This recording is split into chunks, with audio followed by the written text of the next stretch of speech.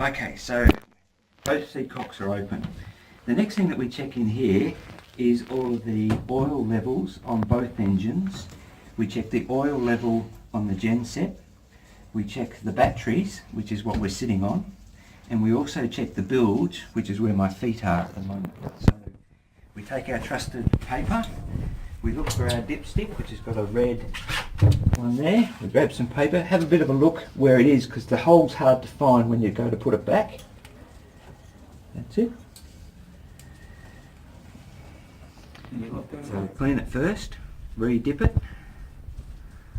Watch your fingers and stuff. That's it.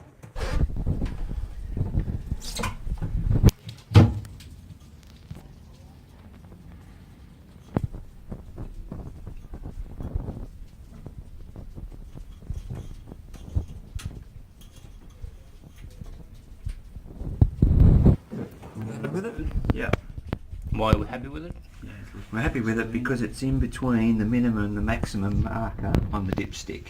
So we're just careful of drips. So let's just clean it off. Yeah, so just to show you that, if you can zoom in on it, it might be a bit dark in here, but there are marker points on the dipstick that show you there's full. So you want it to be somewhere in this range. Thanks for that.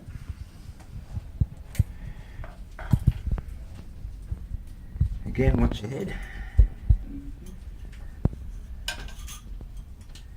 Alright.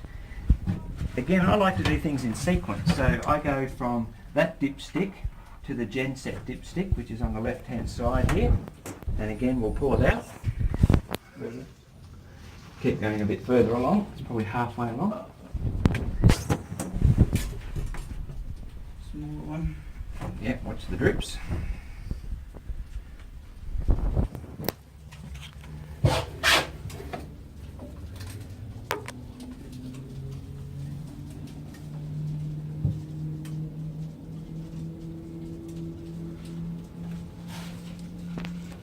Inspection. Reasonably good. And that looks pretty good, it's at the 3/4 mark. Yeah.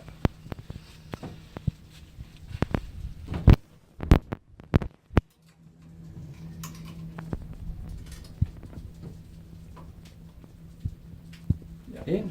Then we go along and we'll do our port engine.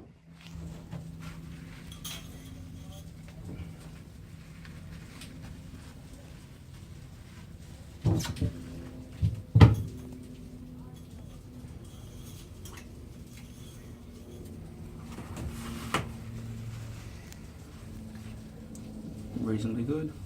Yep, pretty good. Oil looks nice. Alright.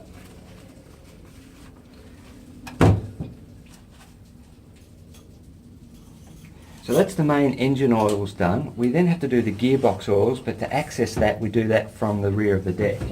The other things that we check down here are the batteries. So the first thing we'll do is we'll feel. We check the batteries firstly by feeling and smelling. We're just seeing if they're over hot or if they're okay. We really just do a visual inspection of the two battery banks. So we have the domestic battery banks and the engine battery banks. We're making sure that all the cables are nice and tight, that nothing's kind of moved, it all looks good. And then we will just randomly pick a cap, if you can get it off. Some of them can be pretty tight, so I can't. Oh, there we go.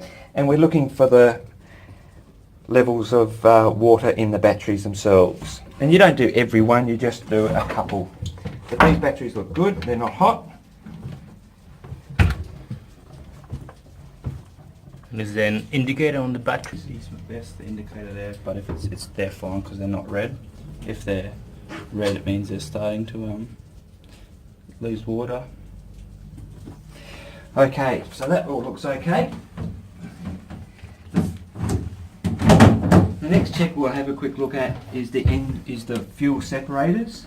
And so you can see the fuel separators, we're looking for the coloration, discoloration of the fuel. Is there a problem?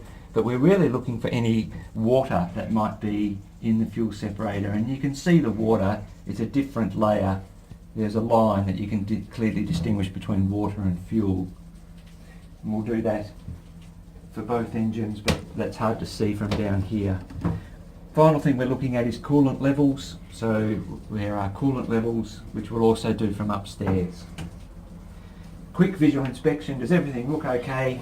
Fantastic. The final thing we'll do here is we'll actually check the bilge. Now this one's a bit tricky. There are many bilges. With this one here, you've got to be really careful of your fingers and the pipes. And we lift it up. And what you can see in here is an automatic bilge and a high water alarm, which is the red float. Right, so it's pretty filthy today, not very impressed with that, but it's been that way for a very long time. It's just the age of the boat.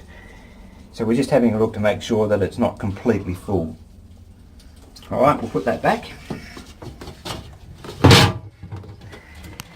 And we'll go back outside.